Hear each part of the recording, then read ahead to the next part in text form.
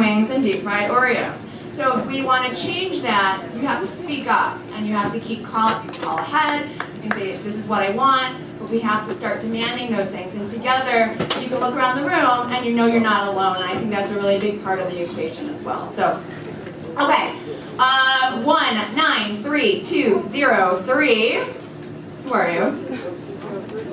You're right over there. You are going to win the Tabolios. Yes? We good? Yes? It's awesome. Yay. Okay. And it's not oil, it's vinegar. Good. There's no oil. I wouldn't let them give me oil. I said, I love you, but no oil. Okay. And the last one, which is the $25 gift card to Lexington Food Co-op, is 193250 in the back corner. There we go. Okay, so we're going to get started. So my portion is how to make what Dr. Campbell said, all the data and all the research, and make it a reality for yourself in your everyday, because it's important to know the research behind everything, but we also have to make this practical. We have to make it doable. I'm a busy mom and wife, and I have 2 kids. We have 2 kids. Not have that alone. I have that with that man right over there. We have a 10-year-old son and a 13-year-old daughter, and we're busy. Actually, they're at a soccer tournament right now. So it's hard. I understand the challenges of cooking whole foods. You actually have to cook. So this is a change back to how we used to be. We actually used to cook. So I think this is really funny, so let's watch this. Meal replacement bars.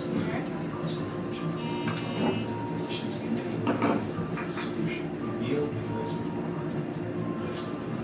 That's low open nutrition of meal replacement bars and start with the green salad. Add pasta with tomato sauce, sauteed spinach, and a chocolate brownie for dessert. Meal replacement bar. And if you're looking for cleanse, meal replacement bar, replacement meal. Okay, so in Alec Baldwin fashion, I thought that was awesome, and that's actually produced by the Physicians Committee for Responsible Medicine, which I think, Chris, you brought that up. Did you ask about that? Okay, so who is doing the Kickstart?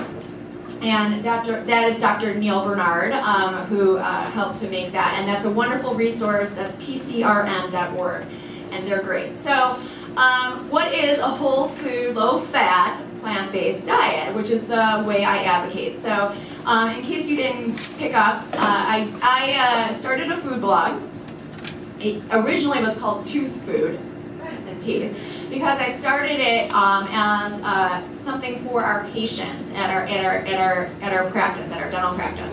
And I did it because I wanted patients to understand that there's a huge connection in inflammation with their periodontal disease in terms of their overall diet. So what you eat affects all things, okay? And so that's why I started it. People didn't really get the whole tooth food thing.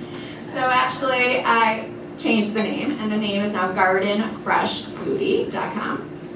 And on it, I produce recipes that are whole food, low-fat, plant-based foods that are actually, they're all gluten-free by nature because that's how I cook. But I also advocate for whole food. If you're not gluten-free, I talk about replacements of whole, other whole grains and things of that nature. So out in the hallway, there was a table of all these different things in jars. And by the way, I'm a huge fan of canning jars. I think they're like awesome things to store your food in. And so we have jars like this all the time. I use this for meal prep as well. And so when I prep things for the week, I put things in jars like this. So how many of the things that were on the table could you actually identify? Some. I'm gonna wager a bet here. I bet there is one thing that every one of you knew. That's right, corn. Okay, the staple of American diet. Okay, so corn This is its whole form, and it is most commonly found in just about everything you eat if you eat any processed food. So corn and soybeans are two of the most highly used processed ingredients. So when Dr. Campbell talked about those refined plant foods, this is one of the most highly refined plant food. It's also the most genetically modified food on the planet. So when eating corn, I highly recommend that you choose an organic variety and choose, because it will not be a genetically modified crop. Dr. Campbell was talking about the lack of research involved in what's going on with what GMOs do for us, and it is scary to me that with the prevalence of them in our society that there's really not much done in the way of that. There are lots of other wonderful things though that were on that table. So some of them are going to be found in some of the foods that you're going to be eating today. So one of them, so let's see, I know you're not going to all be able to see me. I'll end with that one. Okay, how about this? Did anybody know what this red thing was? Quinoa, very good. Very educated audience. You're going to get to eat it today. So quinoa, what is it? It's a seed. Seed, that's right. It is a seed. It's called a pseudo grain because it's kind of like a grain, like couscous, but it actually is a seed. It is gluten-free and very high in protein, which I'll talk about. Other things on the table. Did you know what these red things were? Red lentils. Red lentils, very good. One of the fastest things that I would love a restaurant to carry is lentils, because you can cook these suckers up in 10 minutes and they can sit on their shelf. They cost pennies. And I don't know why a restaurant would not just have them on their menu, because they could cook something up in 2 seconds for you. Something, if there's any restaurateurs in this room, I'd love to talk to you. Okay. Other things on the table, and by the way, lentils, which you're going to eat today, you're going to eat those red lentils in a soup. Lentils don't need to be soaked. You can soak them, but they don't have to be soaked. Unlike other legumes, okay? Black beans, good. I'm going to go over all these more in a little bit more detail. There was this thing on the table. I don't know if any of you guys are any of you knew what this one was. This is buckwheat, that's right. So this is buckwheat, okay? And buckwheat, also, like quinoa, is a seed. It is not a grain. It is a seed, and also gluten-free by nature. So I guess you're actually you're about to start tasting soup, I think. But I'm going to talk about that soup in just a little bit. So let's go through what is a whole food, low-fat, plant-based diet, like Dr. Campbell said. It's an eating plan that consists of plant foods. They're whole, unprocessed form. So when we say whole, that means you can look at it and you know what it is. You get an apple, right? Whole food. It's an apple. There's no label on it. It doesn't need a label. It's a whole food. Oh, you never introduced me. Yeah. I'm Jessica, by the way, and I teach about plants. Okay.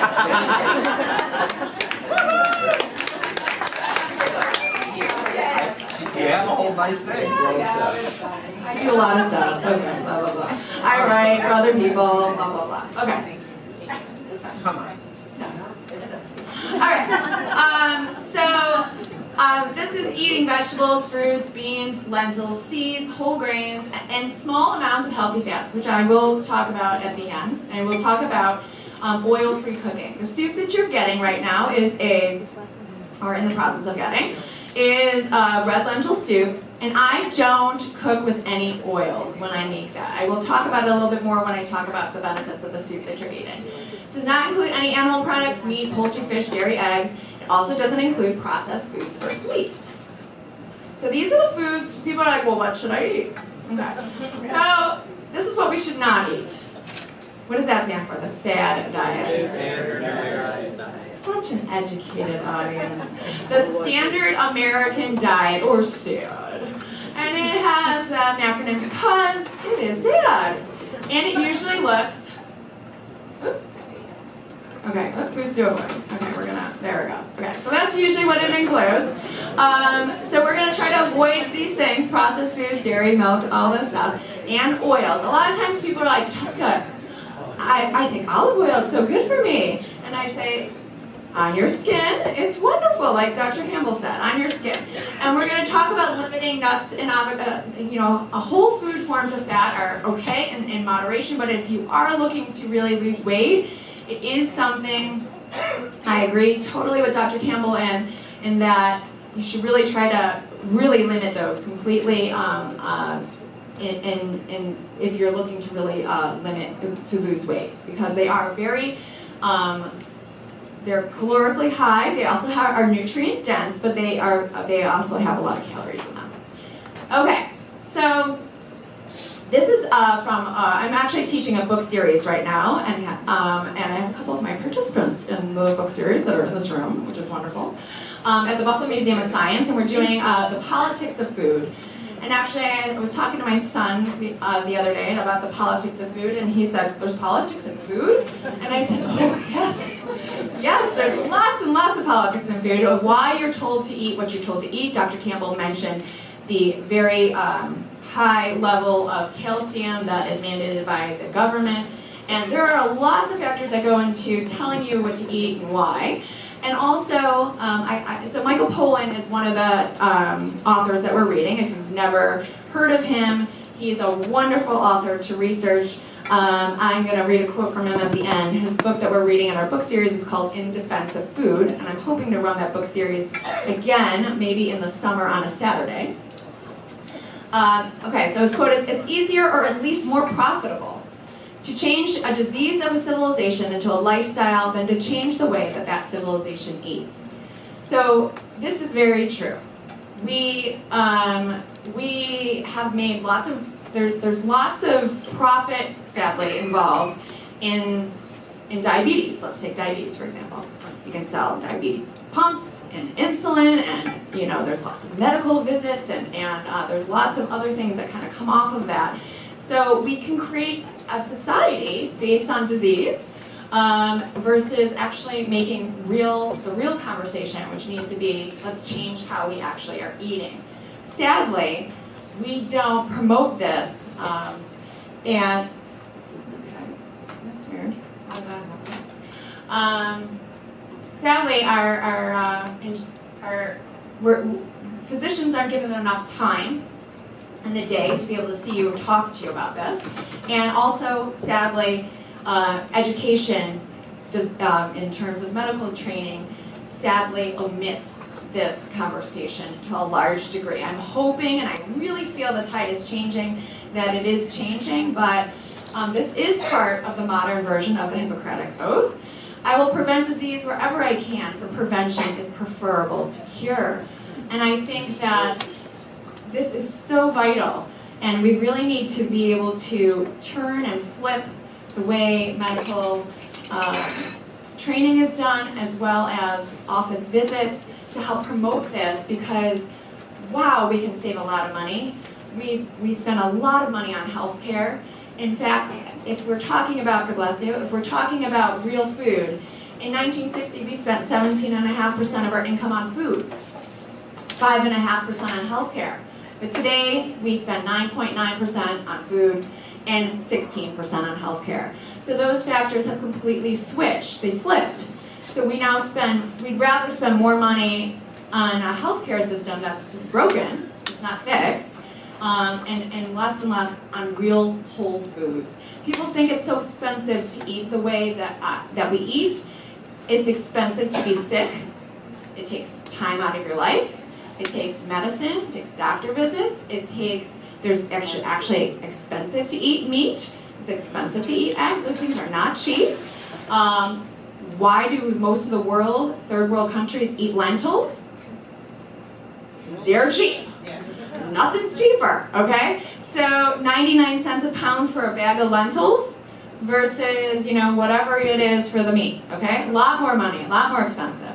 And also the feeling of satiation is much higher in terms of whole food plants than it is from animal-based products. So I have a thing on there. When you cook at home, do you reach for the ethyl oxalated diglycerides or the high fructose corn syrup? Do you go in the cabinet for those things? That's stuff that is manufactured for you when you're eating processed foods. These are things that are added to your ingredients so that you can have longer shelf life, so you can have greater mouth feel and mouth and satiation, thinking that you're satisfied, thinking that you're getting these things. We really need to start cooking, and we really need to start eating together. We need to sit down, and we need to have a meal. Our meal last night was very late at night, but we sat down and we ate together. You know, sometimes that happens. But planning is essential as well, and I'll talk about that too. Okay, so I think that it's really important that we look at caloric density. So when we talk about oils, and why I say ditch the oils, oils are 4,000 calories per pound versus fruits at 200 and veggies coming in at 100 calories per pound. So when you're eating fruits and vegetables, and we're adding in grains, beans, and potatoes, those come in at 400 calories per pound. When you're talking about those foods, you're eating calorically low, nutritionally high, versus the opposite when we move over here and we move to this side of the equation, when we're eating calorically high and nutritionally very low. So these are processed, refined foods, and here we have soda and cheese and breads and meat. And yes, I did group the almonds with the potatoes chips. They are not the same foods. But calorically speaking, per pound, they are both high, which is why when you're actually trying to lose weight, then if that is a factor for you, then consuming low amounts of nuts is probably something that you want to look into doing, okay? You will get a nut treat today, sorry, a little tiny one. I'll talk about that then. But these nuts, however, in contrast to the potato chips, have so many more nutrients in them. You're getting a lot more out of this. This is a nutritionally high food.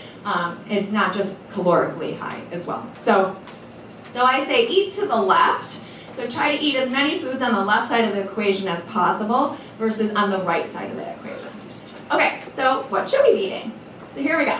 As many vegetables as you can possibly eat, especially dark leafy greens. Okay, so pack them in, go to town, eat as many veggies. You can't consume, don't worry about it. You're not going to worry about overeating because guess what?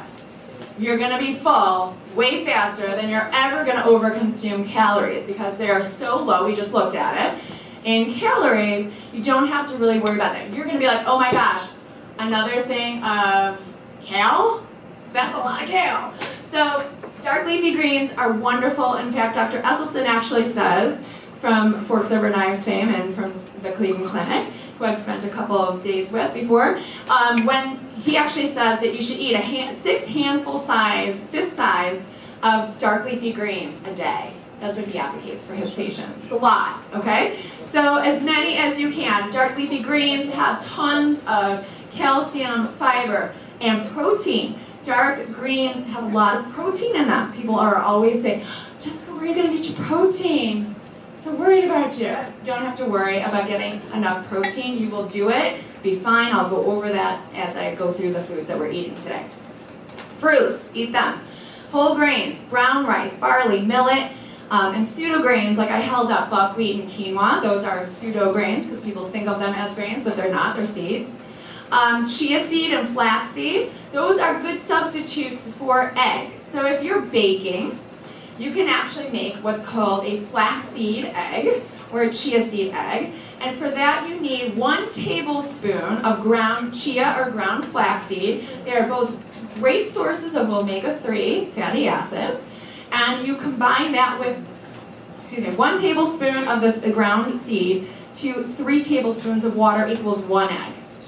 So 1/4 of a cup of something is an egg. So eggs are protein and fat. And what they do is they help combine, kind of help bind things together. So if you're baking, you want to sub those out, okay? Same thing with oil. You can sub out oils for whole foods as well. And you can, 1/4 of a cup of oil, for example, swap out some applesauce. swap with some applesauce. Or if you like a banana flavor to it, it could be a quarter of a cup of mashed banana. It could be a quarter of a cup of mashed tofu as well. So these are different substitutes for oil and egg. And pumpkin, sunflower seeds. Pumpkin seeds are great sources of zinc. And I try to eat pumpkin seeds. I love them, and I eat them raw. But you can also cook them a little bit with some seasonings and things like that. Some cumin on them. That's yummy and tasty as well. And drink water. So I had some water back there. I'm actually thirsty right now. I might have some water myself. But try to consume water as much as you can throughout the day. And I find that what is easy to do is that if you have a bottle of water, then you can know how much you're drinking. When you're just taking a cup here and there, you don't really know how much you've drank throughout the day. So I like to kind of know how much I've drank, and I carry around a huge 1.5 liter Nalgene bottle where I take it wherever I go. People make fun of me all the time. They're like, you know, we have water here. I'm like, well, it's my water bottle, and I like to always know I can have water at any time. I don't want to be without my water. I swear I bring it everywhere. So I really suggest that you do that. If you think, oh, I really don't like water, people say that too. Throw, like I did in the back, I put some cucumber slices in there, or some citrus. That's a nice way to flavor it naturally. If you like a more a stronger flavor, then let it sit longer, and it'll flavor it, and it'll really kind of change the taste of the liquid. If you really feel that you need a flavorant to your liquid, I think that's a nice way to do it. Okay, so dark leafy greens and other cruciferous veggies. So I brought some. Actually, I almost forgot I got all this. Okay.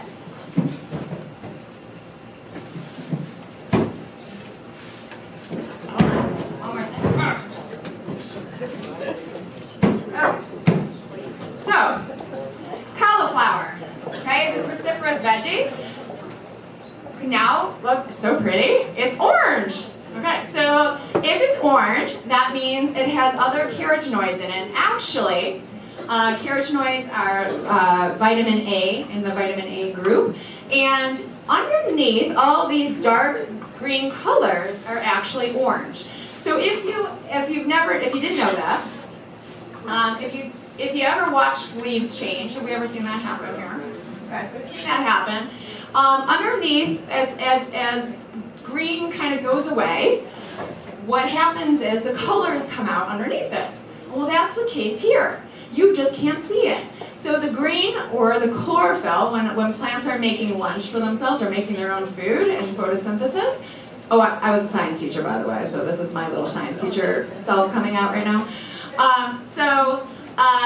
The orange colors underneath this, what happens is when the temperature changes, the cold destroys the chlorophyll. And underneath it are all the different colors, the carotenoids, which are the orange colors, and the xanthophylls, which are the yellow colors. They're all here. You can't see them, which is why this sucker, which is, what is this?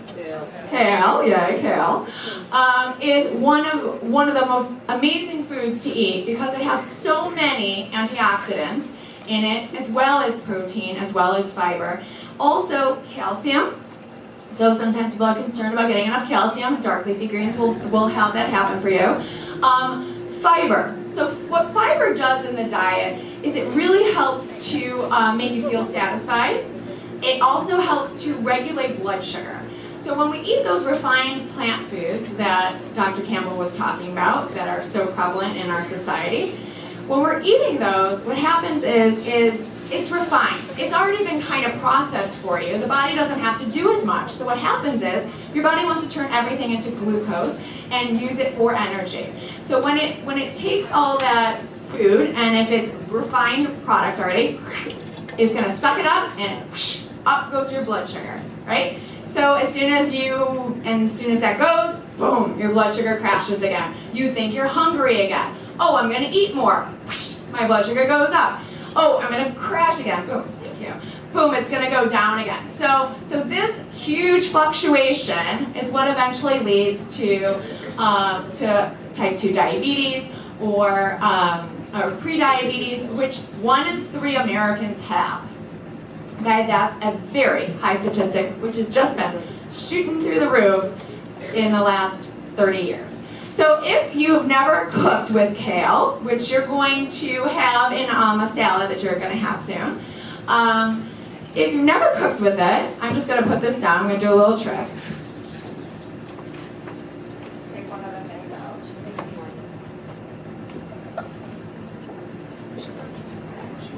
And by the way, I'm a huge advocate for growing food. If you have some space, grow some food. One of the cheapest things you can possibly grow are dark leafy greens. So if you have a bucket, let's say you don't even have any like garden, in-ground garden space. If you have a bucket, grow some greens. Get a $1 package of seeds and you can grow greens from now all through the time it snows. In fact, even if it does snow, you can still harvest kale. That's how awesome it is. Kale and Swiss chard are very hardy greens and they can handle huge fluctuation changes. Spinach is a little bit harder, it's a little bit more temperamental, so is lettuce, but they're really great to grow any kind of green you possibly can grow. I grow all different kinds of greens. So to take kale and to make it happen for you, you're going to take the kale and you want to get rid of the stem, okay? So you just take it and that's it, okay? So if you ever have gone to a conference with Jane and Ann Esselson, they do a long time, they're going to get like brown and they're going to like not look pretty. And this kind of food is beautiful. That's actually from my garden. That's from our garden last year. That's Swiss chard. And so they should be bright green. The brighter the colors, the deeper the colors, the more vibrant, the more antioxidants they have in them. And what antioxidants are is it means it's preventing oxidation or the creation of free radicals in the body. And the body is actually being able to absorb the nutrients better with these foods. So they're also high in iron, which helps oxygenate the body, low in calories, and they decrease inflammation. They boost endothelial cell function as well. So that is in terms of your artery function, when we're talking about dilating and instead of vasoconstriction and constricting the arteries, we want to open up those arteries. So what these foods do is they do that. They help open up the arteries and helping boost endothelial production. And endothelial cells, which are the lining of your arteries, is what these things do. So that's a good thing. If you are on blood thinners, however, a lot of people say, well, I can't eat dark leafy greens because I'm on blah, blah, blah medication. And if that is the case, you do need to be careful because dark leafy greens are very high in vitamin K. However, that does not mean you cannot eat them. What it means is you need to eat them consistently. You need to eat a certain amount every single day so that your medication can be regulated properly. So this actually requires a conversation with your physician, and you need to say, I want to eat dark leafy green vegetables, and then they can regulate you, regulate your levels, your INR levels, and make sure that you're not competing with your medication, that your medication is going to work properly for you. So that there's a little caveat in that, but you do have to have a conversation. It does not mean you cannot eat them, okay? Legumes. Yes?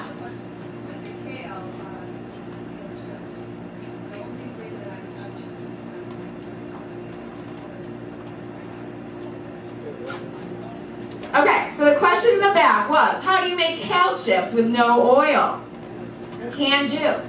Okay, so what can actually, I have a plant-based cooking certification, and through my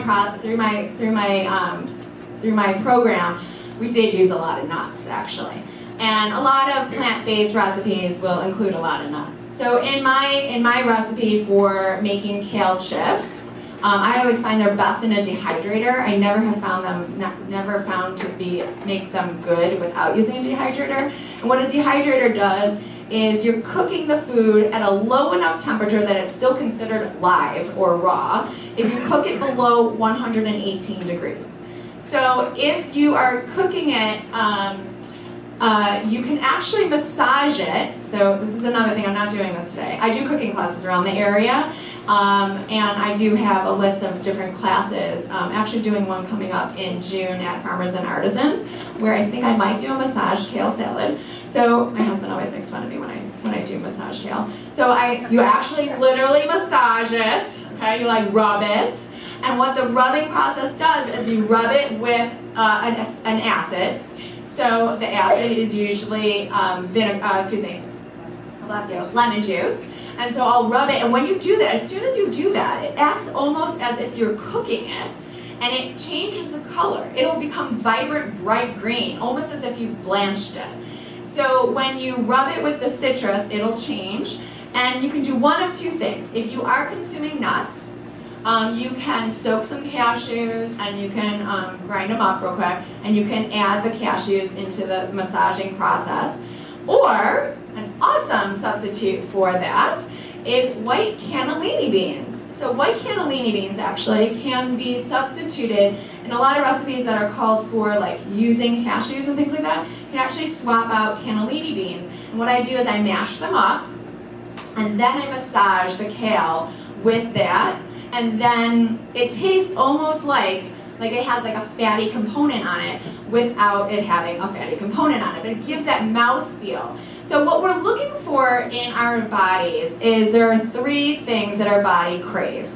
And they are fat, salt, and sugar. Right, good, okay. So we want fat, salt, sugar. It's everything that we eat because you are evolutionary programmed to want those things. There's a reason you crave those foods.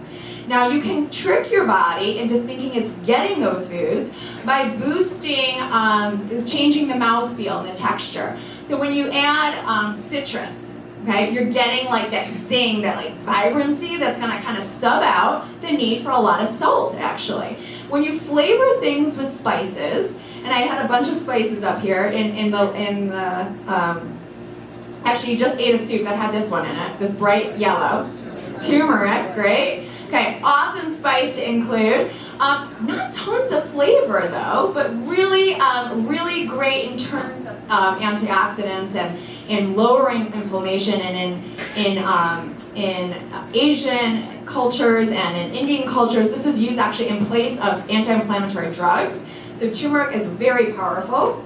And in fact, if you ever want to know about certain foods and things like that, there's another great website out there. It's called nutritionfacts.org.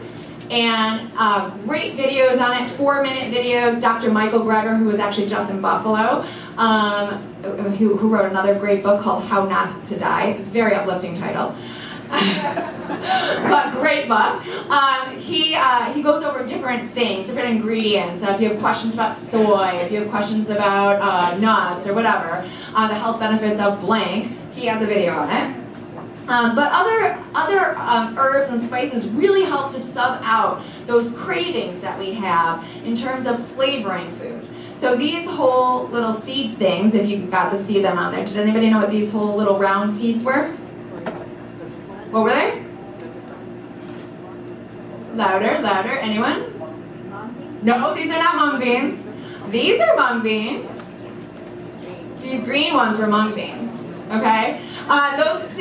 Those round circle things were coriander. That's whole coriander, not ground up. Most of us, or AKA cilantro. So there's some people out there who are cilantro haters. My husband's one of them. He hates cilantro. I love cilantro. Mung beans are these. And when we're talking about legumes, which is a thing up there, let's talk about these. So if you are new to legumes and new to plant-based foods, spicing things up, trying to get that fatty component, that sugary, that salty thing that we want, we're going to try to make that happen in our recipes, in tricking ourselves. Okay, so you just ate a red lentil soup, and the red lentil, I think you all have that, yes? Did you like it? Yeah. Okay, good. Okay. So that had a lot of flavoring in it. Had a lot. Can you tell what flavors it had in it? It had turmeric. It had a little cayenne pepper, not too much because I wanted it to have mass appeal, but you could go for it when you make it at home. Add it in. Anything else? Okay, the curry was actually a blend. I make my own. So it had a lot of cumin in it. It did have cinnamon in it. So those are the things that kind of flavored that. When I made that soup, I didn't saute any of the ingredients. I threw everything in one big pot all at once. So you had the sweetness from, what do you think made it sweet? Carrots. And some of the cinnamon. So there are certain spices that kind of conjure up the memory of certain foods. And cinnamon is one that we oftentimes associate with sweet things. So when I add it into my ingredients, it kind of gives me that sweetness, right? Without it being sweet. So do carrots. Root vegetables, as you look up here on this picture, this is my arugula lentil salad I make with a balsamic vinaigrette with no oil. And so on there are beets, which are sweet. Root veggies are sweet. They are where the plant stores its sweetness is in the root. So that's the place where a plant will store its sugars. And so when we cook them, someone asked me in the break about how do you roast things without sugar, without oil. So when I make these beets up here, for example, I take the whole beet, I chop them in 4 quarters, throw it into some tin foil, and I drizzle it with some balsamic vinegar, close up the tin foil, throw it in the oven at 400. As soon as I smell it, I know it's done. Usually about 45 minutes to an hour. I'll know they're done when I take a knife and I pierce the knife through it and I pull it out easily. Okay, so then I take it out, I didn't even peel it, I take them out and the peels will actually just come right off. No need to peel. So it saves some steps, no oil required. So citrus and vinegars can be used in places of oils when roasting. So it's important though that you kind of roast them at a lower temperature and making sure that they're a little bit wet.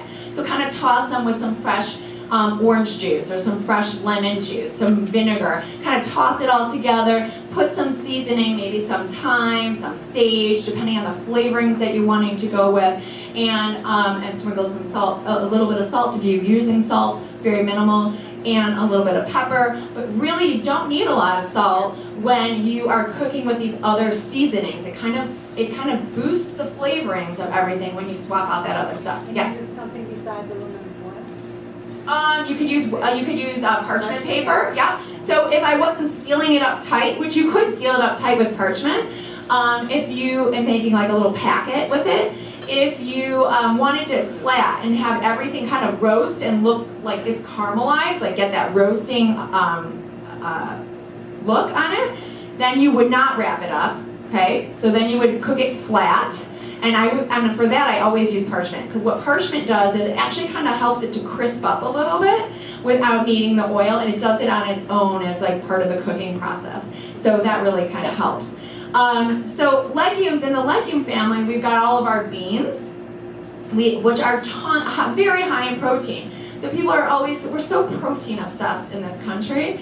And we really, unless you're super immunocompromised, you really don't have to worry about getting enough protein if you're eating if you're eating whole foods, if you're eating beans and dark leafy greens and things of that nature.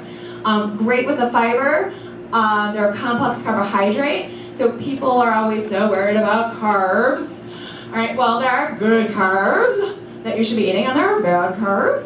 So these are good carbs because they are very high in fiber. So fiber is a carb. When you're looking at a food label, you look at fiber and carbohydrates. Underneath that is fiber. You want things that are high in fiber. And these foods are very high in fiber. They're whole, they're intact. Nothing has been stripped away from them. When you're eating refined foods, think of it as like peeling off a layer of skin. Your skin is the protection layer, right? It's important for you to have skin on the outside part of your skin. When we start peeling things away, we can start to have infection. Well, when we start peeling away the portions of the food and we start stripping them from their wholeness, we're going to peel away the benefit that they give to us as well. So really shoot to eat these lentils, all beans, hummus, which people sometimes think that's its own thing, but it's actually made from chickpeas. You can make different kinds of hummus though. And if you're making hummus really try to limit tahini. Tahini is a sesame seed paste, which is a high form of fat. So if you're going to add it at all, really kind of add just a small amount of it, and then boost the lemon juice in the recipe and kind of increase the liquid component of it. No need to add any extra oil. And then also when you're making it, I do have a recipe on my website for hummus. When you can actually, I find that soaking chickpeas, even if you're using canned, which I love making my own, but if you're going to use canned to make it simpler, throw them in a pot of water, add a little bit of baking soda to them, heat them up on the stove for just a little bit. The baking soda actually relaxes the bean, and it makes it like when you go to puree it to make a hummus, it really makes it super soft, bless you, and it makes everything puree super, it makes it fluffy almost. And so adding some of the cooking liquid into the hummus will help decrease how much tahini you actually have to have in the hummus. So that's that. And then you just ate this. Okay, so high in fiber, 8.5 grams of fiber. Oh my gosh, that's a lot, right? So fiber is great for the digestive tract as well, really helps to clean things out. If people start to ask you where do you get your protein, you should ask them where they get their fiber. So that's always a question I ask. Or you can ask them, how's their cholesterol? How's your cholesterol? You can ask them that too. Alright, so really high in protein. It's 5.5 grams of protein, 15.5 grams of protein. Lots of vitamin A in there. There were tomatoes in that, so cooked tomatoes. Actually, this is where cooked versus raw is sometimes a little bit different. So cooked tomatoes actually have been shown to have higher levels of antioxidants. We actually absorb them better than the raw form, whereas most foods, we do want a combination of raw foods in our diet. And because there are some nutrients actually that we do absorb a little bit better with a blanching process or a little bit of a cooking process. I'm not saying you have to overcook your food, but sometimes it actually helps us to absorb the nutrients a little bit better. Good source of vitamin C, 15.5% of your daily iron, 5 and 3.3% of your calcium. And so someone talked about mung beans before I switch on to my next thing here. So I'm going to talk a little bit real quick about sprouting. So I love to grow my own sprouts. And mung beans, these green things, if you've never seen them before or never even heard of them before, I bet you have seen them and you just don't even recognize them because in the grocery store they're grown past the point of nutrition. So when you find them in the grocery store, they are those white bean sprout things, those long white things. Okay, maybe you've gone to Thai food and they throw a whole bunch of those things on top. Well, they're great and they're very watery when they've gotten to that point. They're nice and crunchy and they taste lovely, but they're really lost their nutritional value.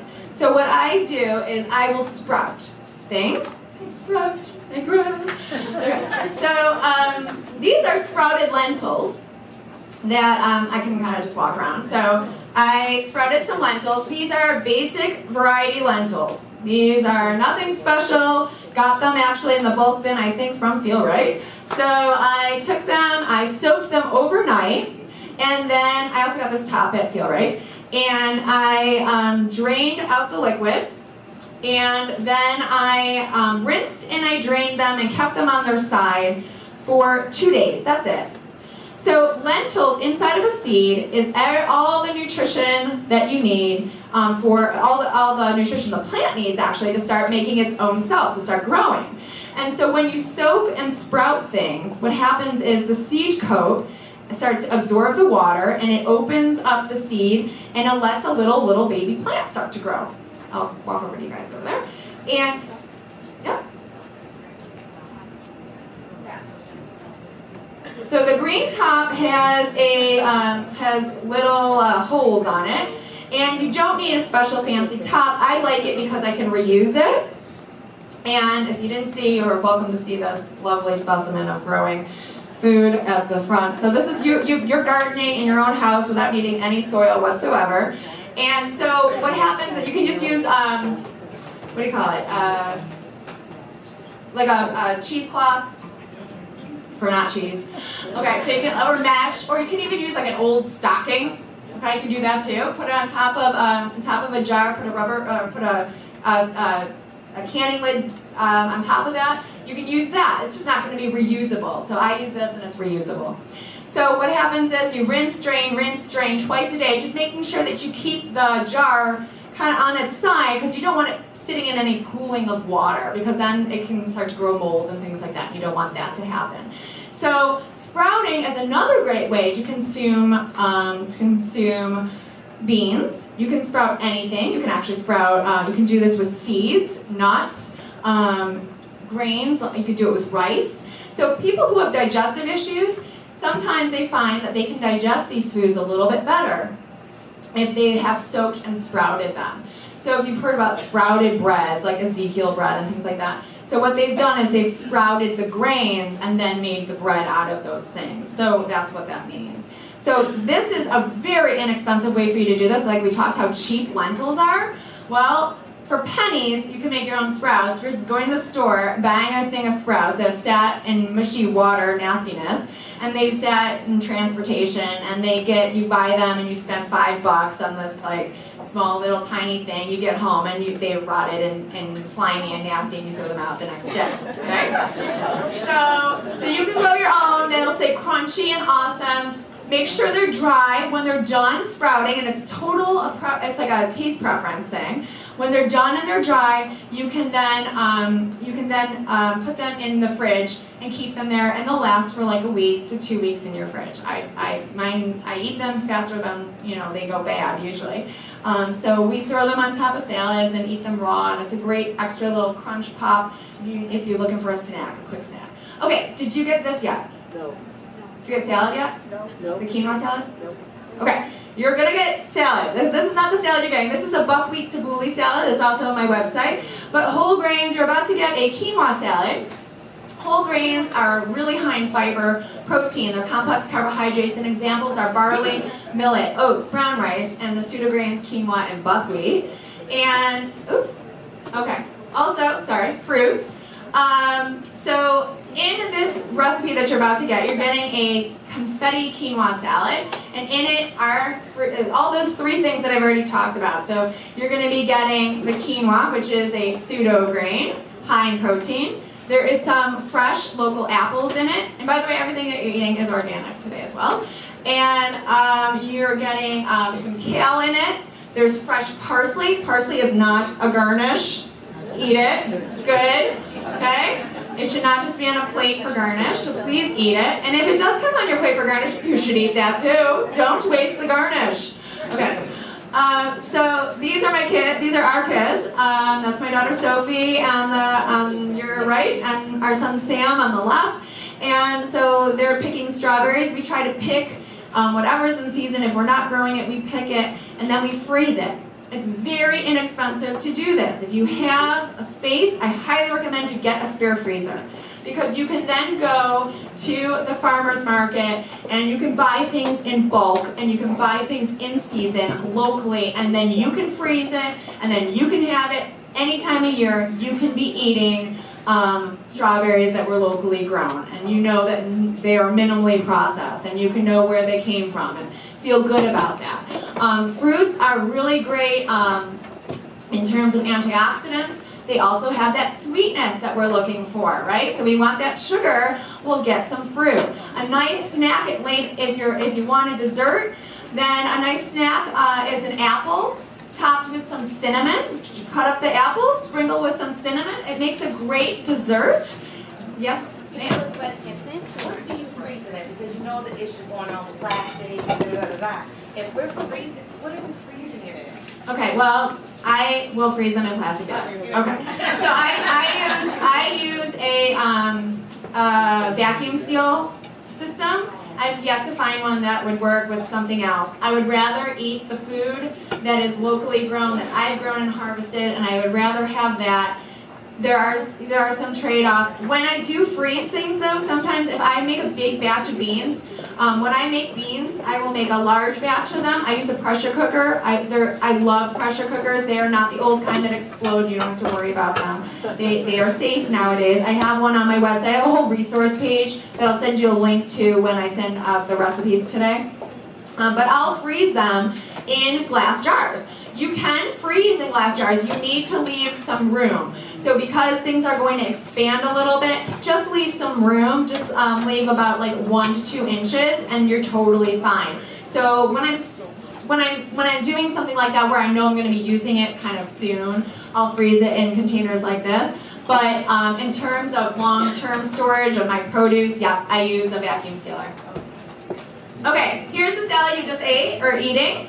It's very high in plant-based protein. So right now, if you were to eat a serving of this and you ate that lentil soup, you've gotten almost 26 grams of protein in those 2 foods, and you only ate 45 grams for your whole day. Okay? So, and you're probably going to consume more than a serving size anyways when you eat them, because who really consumes a normal serving size, right? We always eat more than whatever it is. So also very high in fiber. So my point is that you really don't have to worry about that protein component to it. You're going to get enough as long as you're eating non-processed whole foods.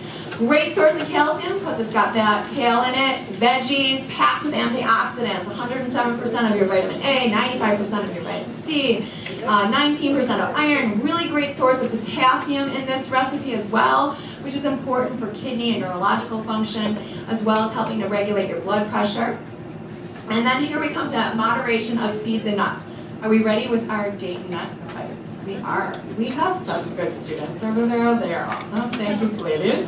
Okay, so moderation. So we have an issue with moderation in our society. Everyone always says, Jessica, just everything in moderation. It's okay if you eat a little bit of this, a little bit of that. And so in terms of that, I talk about nuts and seeds, sparingly. So if you're going to consume them, no more really than 1/4 of a cup a day. That is like a small handful. What happens is, and my mom, I'm so proud of my mom has lived a life of sickness, and she has transitioned herself into plant-based diet, and I'm very, very proud of her, and she's having amazing success. Although she wasn't losing any weight, which is something that she's really has always worked on, and I said, well, Mom, she's like telling me all these recipes that she's finding. She loves to cook. She's always loved to cook. So that part is not a problem for her. So for some of you, the cooking part is the problem. Okay. So for her, that's not the problem. But she's like, oh, I'm not losing any weight. I'm like, well, Mom, what are you eating? And she's telling me, I'm like, Mom, put the cashews down.